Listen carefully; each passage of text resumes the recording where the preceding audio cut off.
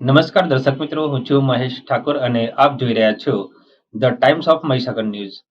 નજર કરીએ આજના મહત્વના. ઓડ શહેરમાં પ્રધાનમંત્રી શ્રીનો મન કી બાત કાર્યક્રમ યોજાયો.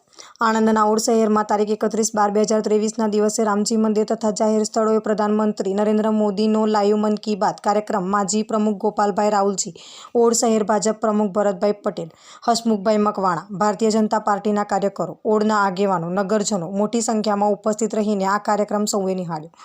વિશ્વમાં 22 ભાષાઓમાં તેનું પ્રસારણ કરવામાં આવ્યું. વડાપ્રધાન નરેન્દ્ર મોદીએ રવિવારે તેમના રેડિયો કાર્યક્રમ મન કી બાત દ્વારા દેશની જનતાને સંબોધિત કરી હતી. આ વર્ષનો આ છેલ્લો મન કી બાત કાર્યક્રમ છે. પીએમ મોદીએ કહ્યું કે આ રેડિયો પ્રોગ્રામ દ્વારા મારા દેશવાસીઓ સાથે મેં વાત કરી. વડાપ્રધાન મોદીએ દેશવાસીઓને 2024ની શુભેચ્છાઓ પાઠવી હતી. પીએમ મોદીએ કહ્યું કે આજે આપણી સંયુક્ત યાત્રાનો 108મો એપિસોડ છે. 108 નંબરનું મહત્વ અને તેની પવિત્રતા અહીં ઊંડા અભ્યાસનો વિષય છે. જપમાળામાં 108 મન, 108 વખત જાપ, 108 દિવ્ય ગોળા, મંદિરોમાં 108 સીડી, 108 ઘંટ, 108ની આ સંખ્યા અનંત શ્રદ્ધા સાથે સંકળાયેલી છે.